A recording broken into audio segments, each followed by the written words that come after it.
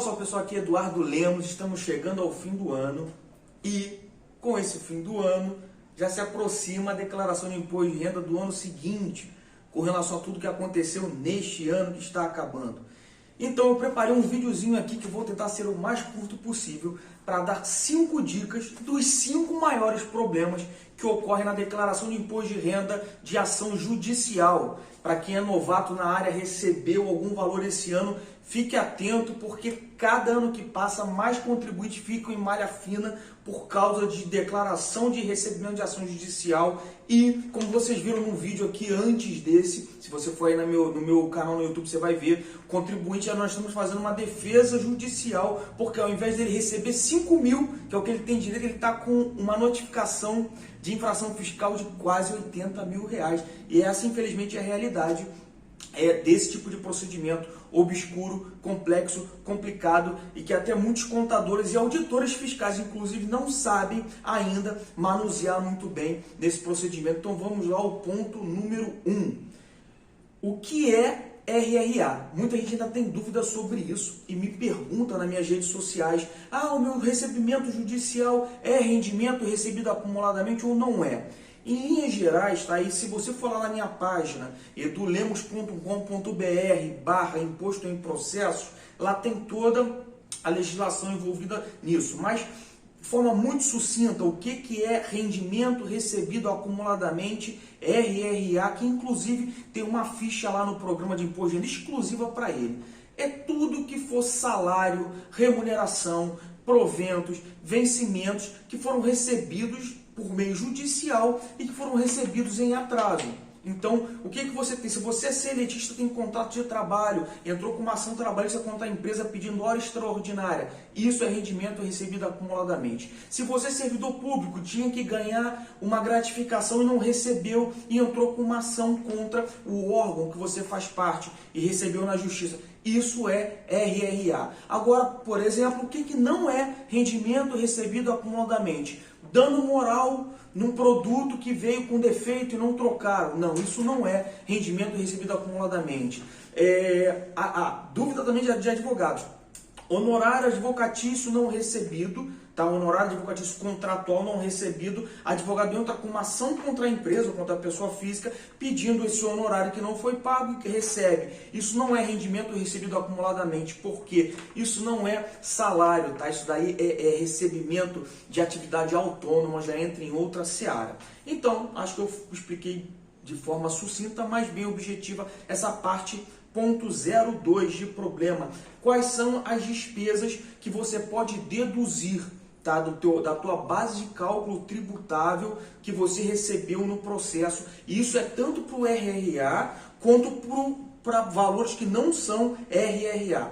Tá? O que você pode deduzir? E tem legislação que fala sobre isso. Vai lá na minha página edulemos.com.br/imposto em processo, que lá também tem isso. Despesas necessárias para a aquisição do valor do processo. Então já vou lhe dizer uma clássica: honorário advocatício contratual. Para você mover uma ação, precisa de um advogado. Você fez um contrato dando 20%, 30% de honorário sobre o que você receber. Você recebe a ação, o valor, e repassa esse percentual para o profissional, para o advogado ou advogada, e isso é dedutível, porque se não fosse o advogado/advogada, eu vou falar advogado por os dois gêneros, você não receberia o valor. Existem muitos problemas de interpretação nisso, tá? Mas vou ficar por aqui, senão o vídeo vai ficar muito longo. E se vocês pedirem, eu vou fazer uma live só sobre esse assunto, lá um pouquinho mais pro final do ano. Peça aí nas minhas redes sociais. Ponto 03, voltando um pouco no ponto 02 ainda, o que é dedutível, né? E qual é o problema? O programa de imposto de renda pessoa física não permite essa dedução automaticamente, e é isso que gera quase que 100% das malhas dessa seara, porque você tem que fazer a dedução na mão,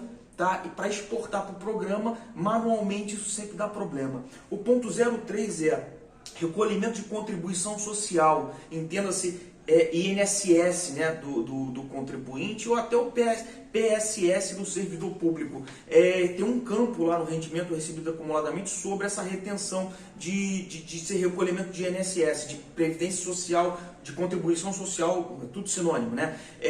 E acontece muito erro de que da fonte pagadora da empresa lá, da RE, recolher em código errado da GPS, recolher e não informar na DIRF, e aí quando chega no sistema da base lá da Receita Federal, dá problema de cruzamento de dados. Você tem que ficar muito atento no processo com relação a isso, se o código realizado do recolhimento foi certo, se o recolhimento realmente foi feito e se a empresa fez a DIRF informando isso no campo apropriado. Vamos para o campo, para o problema 04 de malha fiscal em RRA.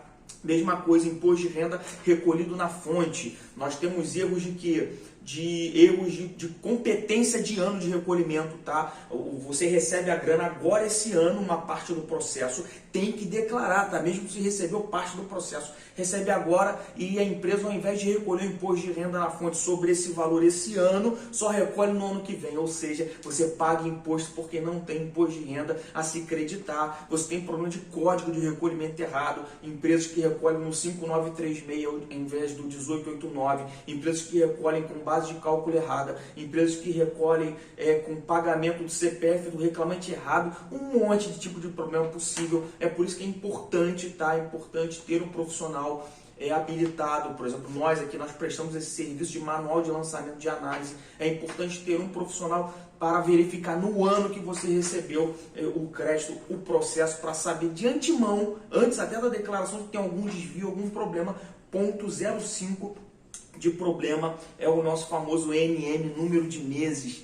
Esse número de meses, meu Deus do céu, isso dá problema em praticamente todos os casos, porque erro da fonte pagadora que não bota o número de meses na DIRF e tem que colocar e a Receita não resolve, porque pode enviar a DIRF com NM sem preencher. Isso dá problema pro coitado do contribuinte, que depois tem que ficar comprovando que nem um louco para a Receita qual é o NM correto, quando a Receita deveria entrar no processo para ver. E esse inclusive é o caso, volta aí no meu YouTube, você vai ver o caso do contribuinte que está devendo 80 mil ao invés de ter restituição de 5 mil. Bom, então é isso, existem muitos outros problemas. Você tem aí um monte de vídeo meu falando sobre esses problemas. Qualquer dúvida, entre em contato comigo lá em edulemos.com.br/imposto em processo. E recebeu valores em processo, qualquer tipo de processo, não é familiarizado com essas regras, contrate um profissional para analisar isso, que seja o Eduardo, que seja um profissional da sua região, que seja alguém, mas não dê chance para o azar, não fique de bobeira, porque o leão é feroz, essa é a realidade.